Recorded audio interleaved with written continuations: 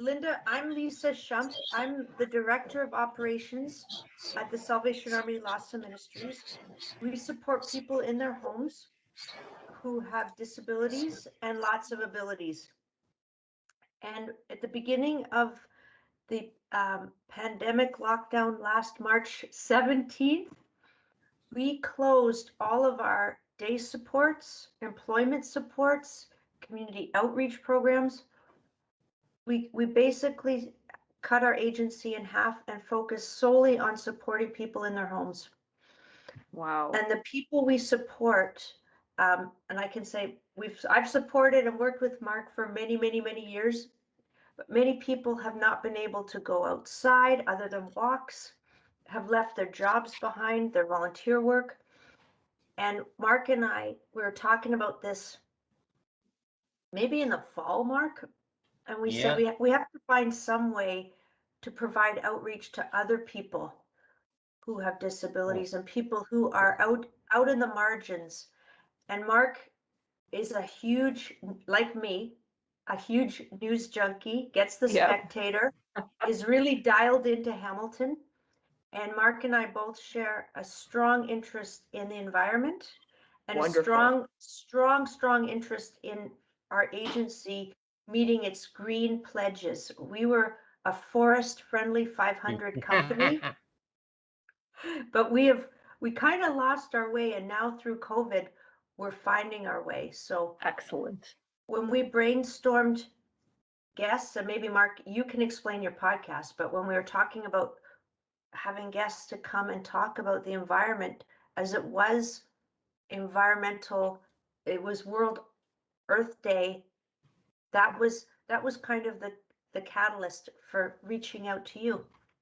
Wonderful. That's great. And we're always happy to talk about the environment. So if you, even after today, if there's anything else that you hear that we're working on or that you want to learn about, don't hesitate to reach out again, because there's not just me there. There are others who could come and do a podcast, and we're always happy to do that.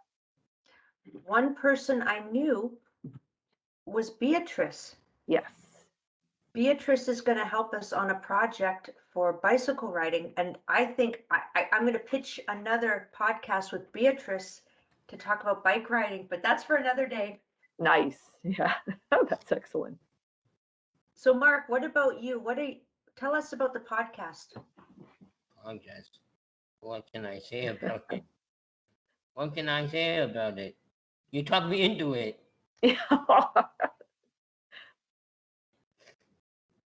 And everything went from there. Mark, how long have you been doing the podcast? This will be my 5th one. Wow, that's pretty impressive. Do you enjoy it? Yes, I do. Excellent. Yeah, and I'm curious, what other things have you talked about on the other show? I've done community safety. During COVID, I've done, let's see, Survivacy was the second one. Then there was Challenger Baseball and Service Dogs with Autism. Wow, excellent. So you're covering really important issues, that's for sure.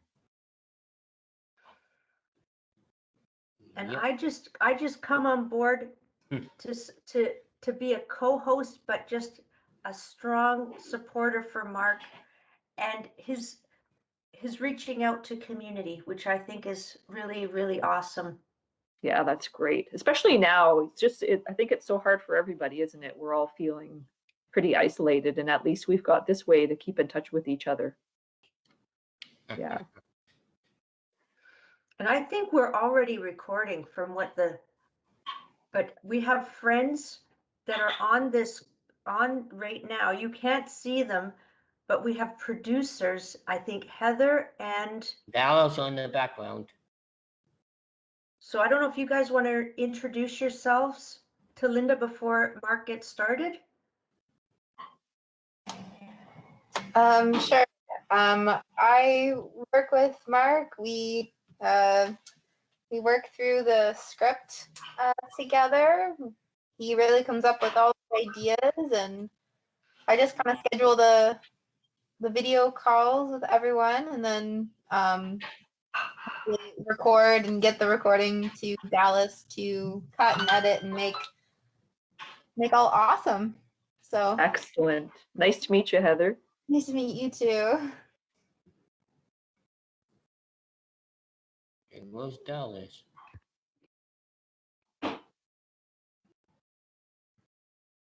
Dallas may not be able to chime in, but he takes video and he will edit. Oh, And nice. we do have, and we can send to you, Mark can send to you his other podcasts.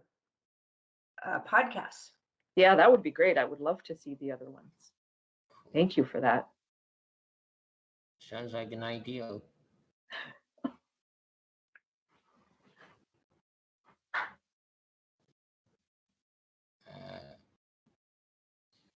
So, are we ready to start, Lisa? I'm right here for you. Okay. So Whenever you're ready. All right, let's go. All right. Hello, hello, and welcome to Open with Webster. I'm your host, Mark Webster, and here is my lovely co-host, Lisa. Hello, hello. And also, on today's show we have a guest from the environment, Lynda. Welcome to the show, Lynda. Thanks so much, Mark. It's really great to be here with you. Now, the first question I was going to ask was, what got you into the environment in the first place? Yeah, well, you know what? It's a long story because I'm now almost 55 years old. But when I was a kid, I was always interested in the environment. And in Hamilton, you know, we've got lots of industry. So it always seemed like a big battle against industry and nature. And I kind of started to pay attention to that. And then as I went through school more and more, I became interested in the environment in high school and then through university. And I ultimately ended up working with some other people in Hamilton to create Environment Hamilton as an organization. And now that's what I do all the time for my job, is to focus on air pollution, water pollution, helping to build a city that's better and healthier and more environmentally friendly for all of us. Boy, oh boy, that's a long list. Yeah, it sure is. There's never a shortage of environmental work to do in Hamilton, that's for sure. With all the cars and factories in here, there's a lot of work to be done. There is. And you know, one thing I should say is that through the work that we do with Environment Hamilton, our goal is really to provide Hamiltonians with the information and the skills that they need to be able to help us to protect the environment. So we teach people to do everything from watching for problem air pollution emissions from factory stacks to being able to look at a sewer pipe and know that what's coming out of it and getting into the water, whether it's good or bad. So we do all kinds of work like that to help people in the community to get involved and to work along with us to make things better. Awesome. Yeah. Now,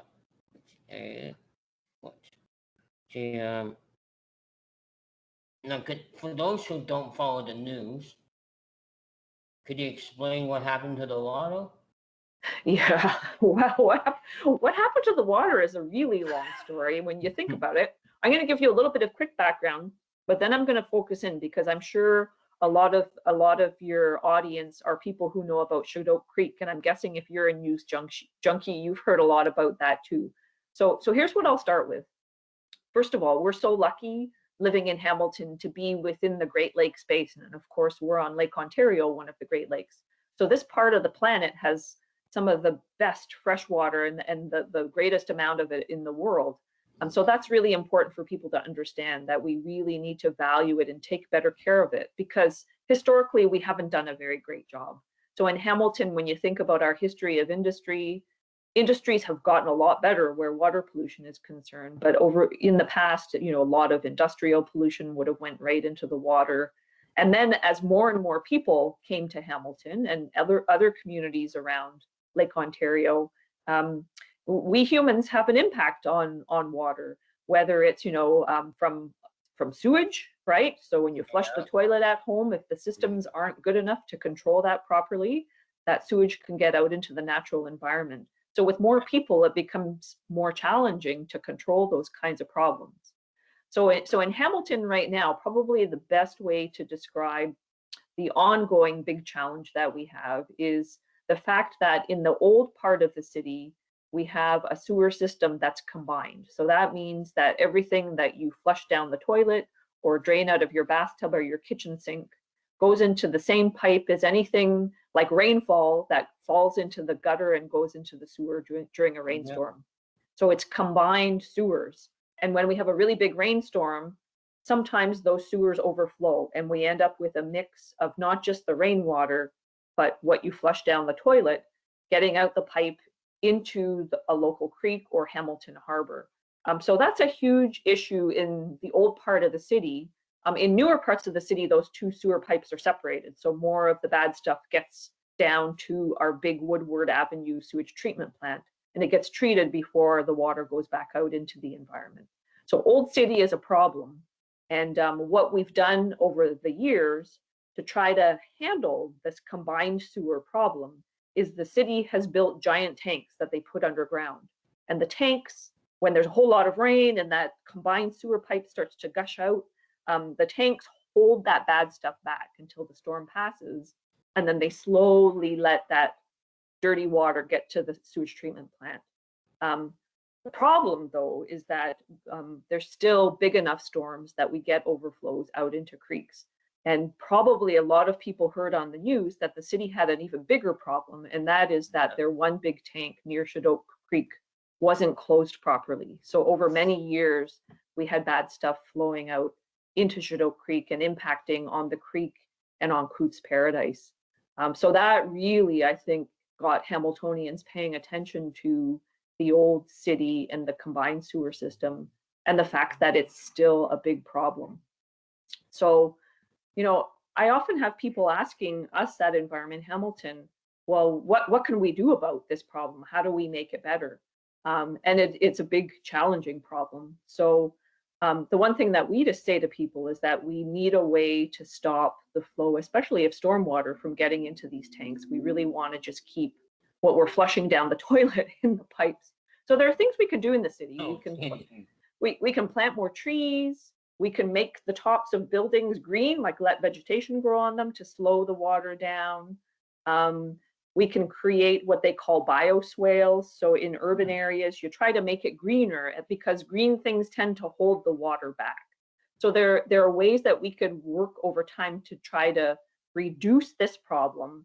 And the really exciting thing about the solutions is that they could really help to make places like our downtown greener. You think about downtown Hamilton right now, and I don't know about you, but when I walk down most of the streets downtown, I always wish there were more trees and that there was more green down there. And if we did that, it would really help to improve our water quality too, and our challenges with our old combined sewers. Yeah, it's a big, messy problem. How else do you describe it, right? Especially when the city doesn't want to pay. Yeah, and that's a challenge too. And honestly, you know, one thing I've been pushing for at Environment Hamilton is something called a stormwater fee, because people contribute those storm flows into the sewer system, necessarily paying all that they should pay to do that. So one example that I think is a really good way for people to understand what I'm talking about is think about a big parking lot in downtown Hamilton, and we have a lot of those. So a company with a big parking lot wouldn't be paying any money towards the sewer system in the downtown. But they're contributing when it rains. You know, they've got a hard surface, it's paved, and all that water gushes into the sewer. So they could be contributing a lot of stormwater to the system, but they're not paying anything to help to manage it. So we do really need a system in Hamilton where we have stormwater fees that are fair, so that that parking lot owner is paying their fair share to either stop that stormwater flow from getting into the sewer, or if they're allowing it in there, for them to pay into the system so the city can do other things to try to make the impact from that stormwater less problematic. So that's the direction we need to head into, so that the city has the money that it needs to fix this problem. I don't think the citizens in Hamilton would mind paying extra money for that. Yeah, you know, and there are other cities in Ontario where they have this kind of system in place already, even for homeowners. So if you're in a house, the city would figure out, how much of your property is hard surface, and they would impose a fee. But some municipalities have done this in a way where they say to people, hey, if you put a rain barrel in and you prevent that rainwater from gushing off of your site, we'll make your fee lower.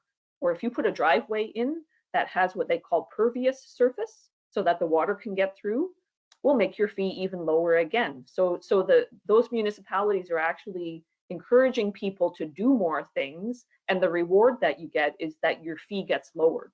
So there are really creative ways that cities are looking at dealing with this problem, and they have elements in them to encourage homeowners to also be, I guess, better environmental stewards, right? So I really like those solutions. I think it would be great if in Hamilton we had those kinds of programs in place. Yeah, they should have them in place. Yeah, it seems like a no-brainer, doesn't it? Yeah. It surely does. Yeah. Let's see. Is the water safe to drink though? Yeah. So let me be clear first. Don't ever go to the harbor or a creek and scoop water out and drink it right from No. that source, of course. But certainly water from our taps in Hamilton is good quality water. It's very carefully tested and tracked by the municipality. And it's very interesting because our water supply, there's a pipe that's way out in Lake Ontario. So we get Lake Ontario water as residents of Hamilton. So there's a big pipe that sucks the water in from out in Lake Ontario, and then that water goes into the city's water treatment plant, and it's carefully cleaned, and then it comes through to the pipes in our houses that way. So we do know the city does have good quality drinking water. That's why I always say to people, unless you have health reasons for needing to do so, really there's no need for anyone to be going out and buying water in a bottle for regular use. If you're at home, the water that comes out of your tap is perfectly good and perfectly safe for you to be drinking. And probably the water in the single-use plastic bottles is probably no different than the water that is coming out of our tap. Yes, that's true, Lisa. Oftentimes that's exactly the case. It's been filtered over and over again, but the water that's coming through our tap has been cleaned as well. And I also like to say to people, when you see bottled water that's advertised as spring water, sometimes that can be creating other issues if, as an urban dweller, you're purchasing that water. Like I know there are water bottlers in rural Hamilton, and they tap into groundwater aquifers, but there are rural residents and farmers who depend on that water. So we say to people, if you're living in an urban area where you can turn on the tap and get fresh, clean water, why would you want to be risking that source that those communities depend on when you've got a good source, right in your house through that tap? Yeah. No, that's 100%. That's good. What's next? So is it too late to save the environment? No, it's never too late. That's what I always say. And one thing to remember, and I think we see this all around us in Hamilton, is that nature is really resilient. Nature is good at bouncing back despite all of the nasty things we humans have done to nature over time. So I think we always need to remember that. And I think about Hamilton and the fact that we've got beautiful natural areas, and sometimes those amazing areas are right close to the industry. So I've seen wonderful examples in our city where we've seen areas really harmed by industry or harmed by human impact. And we as humans have figured out, thankfully, how to go in and to restore those areas and to create spaces where nature comes back again. So one example I want to share with you that I really love is located in the far eastern corner of Hamilton Harbor. It's called Windermere Basin. And interestingly, since we're talking about water in sewage, Windermere Basin is along Red Hill Creek. And Red Hill Creek is the creek that the Woodward Avenue sewage treatment plant discharges out into. So you get that after treatment, after the sewage flows are treated, what's left gets shot out into Red Hill Creek, and downstream is Windermere Basin Park. And it's this amazing space that used to be industrial, and now the city has naturalized it. There's a great walking trail through the area. You can get right up to the edge of the creek and have a look at what's happening there. And I have seen deer and coyotes and turtles, and oh my gosh, the first time I ever saw a snowy owl was down there. So nature has come back to that area, and that's pretty amazing when you think about what that area used to be like. And then on the other side of Red Hill Creek, there's a beautiful area. It's a wetland that the city has created, and they've created special habitat in there along the shoreline for shoreline birds that like to wade along in the shallow water and catch fish. And there are special islands there that birds nest on, because this area is a major migratory route. So there are all kinds of different species of birds that fly through. So to me, that's a wonderful example. When you say, is it too late? I would say, despite all the messes we humans have created on the planet, we've also figured out ways to help nature to heal.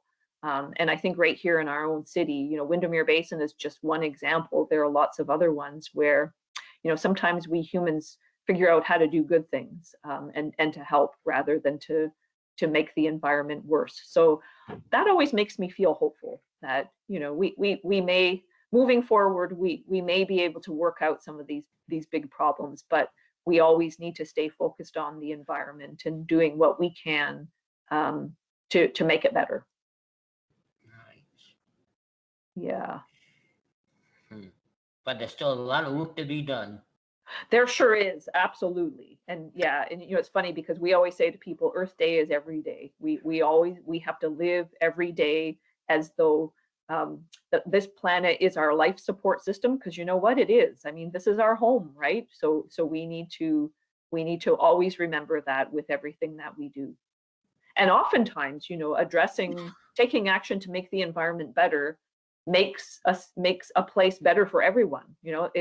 The things that I've talked about with water and water pollution and addressing that, and the kind of greening that would really help, that'll make this city a much more wonderful place for all of us to live in. So there's no downside, right? I always say there's no downside to taking steps to make the environment around us better.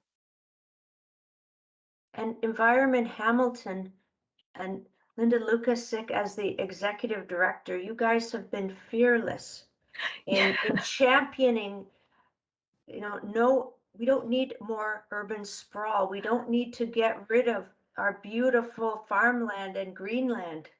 Yes, you guys have gone really hard to the hoop to make sure that doesn't happen. And we really applaud you for that.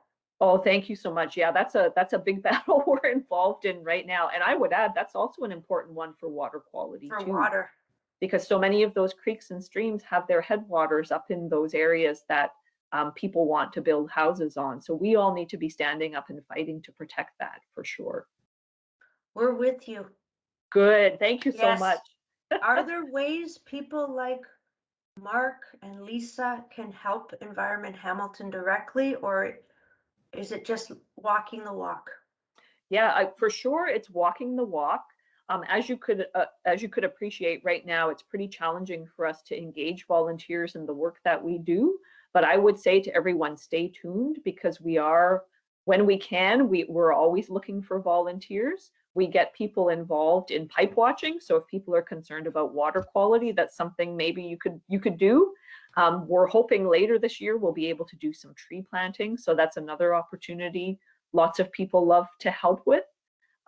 So stay tuned. And I would say, if you've got easy access to a computer, check out our website. It's www.environmenthamilton.org. And we always try to put information up there about what we're up to and how you can get involved. And because we have two amazing producers, Lynda, maybe we can even put the link to your website and the work you're doing on our podcast as a give back to you. Yeah, thank you so much. That would be fantastic. I should say too, we have a petition on our website right now too. asking Ooh. for people to support our call to freeze the urban boundary, so to stop that urban sprawl. Yeah. So please, if you haven't yet, be sure to sign our petition. That's a whole other podcast, Mark, on urban sprawl. Yeah. It's a big, big challenge because of how lucrative it is for developers Yeah. and the city, Yeah. but Yeah, we're not up the against environment. some big players for sure. City's gotta slow down a little. Yep, absolutely, Mark. Yeah, we can't keep on building out. We keep saying you can't, we tell people you can't eat houses. If you build houses on farm fields, you can't eat those houses. And moving forward, it's going to be more and more important that we can grow the food that we need right around us. So we know the farmers as well. Ontario farmers are speaking up as well. They're very concerned about the fact that we're losing farmland to housing developments, and we can't let that keep on happening the way that it has. I agree. Yeah, Because without it, there's no milk, there's no, that's right. No fresh fruit and veggies. because then because cows will starve because they have no hay. That's right. Yeah, yeah. And we've got some of the best farmland in southern Ontario, out of the whole country. So that's the other thing that we really need to think about is we've lost too much of it already with the way southern Ontario has grown. So we need to stop and pay attention to where we're going and what's really important here. Yeah, and that probably means, creating cities where more people are within the existing city, and fewer people are in, houses on big giant lots out on the outer edges of the city, because that's what gobbles up the farmland so quickly. Yeah, so it's no shortage of issues. It's really a challenging time right now, in Hamilton and beyond for a whole bunch of different reasons. Thank you, Lynda. Yeah, thanks, Lisa, and thank you, Mark, too. It's been great to at least meet both of you, and maybe post-pandemic we'll be able to meet in person, which would be great. Sounds good. Well, and the Workers' Arts and Heritage Center that you've just moved into is Yes. beautiful. And Isn't it it's nice? such a stunning building, and maybe when this is over, Mark and Is I may that come done- and visit you. Is that done in the custom house? Yes. Have you been in there before, Mark? Oh, yes, I have. Okay. Well, when things are better and safer, I would love it if you and Lisa came down to visit. Our office is up on the second floor in Workers' Arts and Heritage. Cool. We just moved in. I would love for you to visit us. You can see where we all work, or hopefully where we'll all be Oh, working soon. we'll be back to. I was on a Yeah. ghost tour. I was on a ghost tour there. Yes, I understand that the custom house is haunted. Yeah, don't kidding. Yeah. I got scratched in that tunnel room. Oh, did you really? Yep. Oh boy. Down in the was that in the I think it's the most famous one that hunts the building. Okay. Was that in the building that happened to you? Yeah. Yeah, it was boy. in the tunnel room. I got scratched. Why didn't you? Wow. Yeah, it's a sad ghost story. I looked up the story about the ghost in that building. But the thing is, I was watching. I was what was I gonna say now? When It you was were like- walking through? Yeah. Before I went in there, I said, I've seen it all on TV. Mm-hmm. If anyone, you guys gotta surprise me. Okay. And someone was listening when I said that. Yep. Someone was listening. I don't know how they can listen that far. Yeah. Oh boy. I don't know if I want to go now, but I will. If you go, I'll go. No, you know what? Yeah, I've been in there quite a few times now. Nothing has happened. And I think, yeah, I feel comfortable coming to visit. It will be fine. Just watch Yeah. out in the tunnel room. Yeah, I'm not even sure where that is, Mark. Is that in the basement? That's in the custom house. Yeah, down in the basement of the It's- custom house? Yeah, there's there's people trapped under the floor from the Okay. train. Okay. When the train used to go through there. Yeah. There's people that got killed on the train tracks.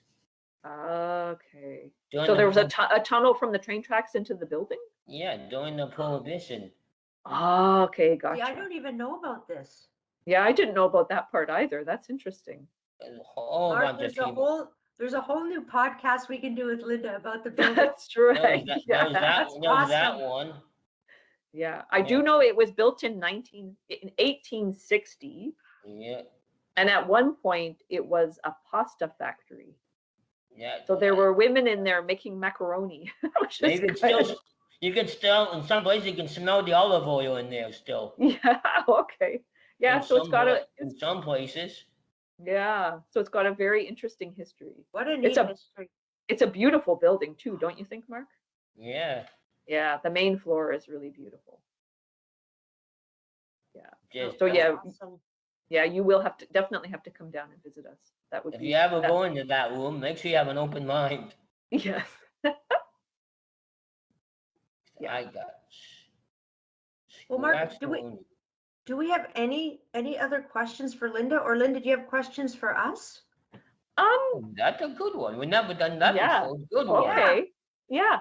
Well, you know what? What other kinds of environmental? Now, today we talked a lot about water, and Lisa has mentioned bicycle, like cycling. Are there other issues that you're interested in That's a good question. on the environment? Maybe you could think about for a future show.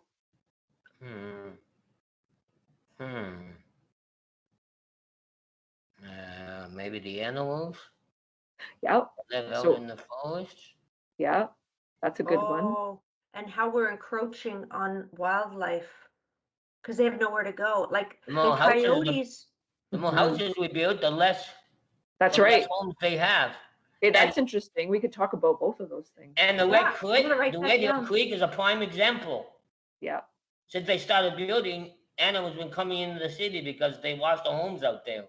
that's right. Because of the expressway and the Yeah. building up on top. Yeah, you know what? I live near Red Hill Creek, and I remember before the road existed, there Yeah. used to be a big herd of deer that would travel up and down the valley.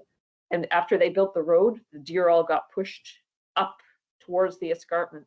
So the places where they used to be able to go, they couldn't go.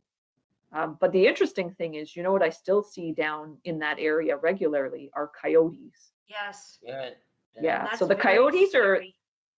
you know what, it's funny because I've seen quite a few of them, and they usually they're curious, right? So I remember Yeah, they being do. on my bike going down the Red Hill They Trail. are And, curious, that's for sure. well, mostly they're curious, but they won't bother you. So I've seen, you know, when I've seen coyotes, they kind of look at you and then they look around and they run away. So they generally don't want to give you trouble. I think sometimes people with little dogs have to be That's careful. the issue. Yeah. So I do see people on the trail with little dogs not on a leash, and I'll always say to them, "Oh, you probably want to put your dog on a leash." Because, you know, otherwise it might become a little snack for a coyote. Yeah, Because there are that's some, true. yeah. There was a field down the street here where there was a big apartment building for McMaster students. There's an open field there, and there was one time I saw a pack of mountain lions. Whoa. For real? Yeah, they were cats. I thought they were dogs at first. But then I took another look. I said, yikes, they got whiskers. Whoa. Huh. It's a hunting party of, mountain lions or cougars, whatever they were. Oh my I goodness. didn't know that. They were big cats. Oof. But we are. I didn't stay long because I know it might be dinner. Yeah. you don't want that to happen. I've seen it on Nature Channel, so Okay. you don't mess with a hunting party. No.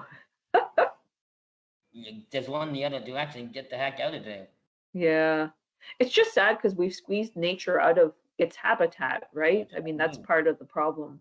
So you have to, I always admire the animals like raccoons and coyotes and skunks and other animals that have learned how to adapt to living around us. Because we humans are big and noisy, and you know, we always have a lot of impacts on spaces. And some of them have been pretty good at just learning how to, you know, try to continue on even though we're everywhere. Yeah, that's true. Yeah. One of our producers asked if we're ready to close out, Mark. Yeah, We could keep going. This is I so know, yeah. interesting. I guess we are. Okay, well, so great to meet both of you. And again, please don't hesitate to reach out if you're interested in doing another show. Check out our website. That'll give you more of a sense of the other kinds of things we're working on. And we're always happy to come and talk. Well, and this gives us a lot of information too for our own agency green team. We're going to be planting trees. We've got Nice. some raised beds that we're going to be planting, and we're going to be doing everything we can to make sure that we're recycling properly, just as much as we can to help the environment. Excellent. And one thing very quickly, since you've got raised beds, if you're interested, we're handing out tree seeds. So if you're interested in trying to grow trees from seed, send me an email and we'll put together a pack of seeds for you. You can give that a try too. I've got a bunch I just started in my backyard. So, Sweet. but we've got others. Yeah, we're happy to share. This Nice. is awesome. Yes. And we have Thank little you, videos Lynda. to teach you how to do it. So you'd be all set. Sweet. Teaching. Yeah. Okay. All right. Thanks so much. Well, I guess I guess that's a wrap. I like to thank my listeners and my special guest, Lynda. And this is Open Mic with Mark Webster, signing off.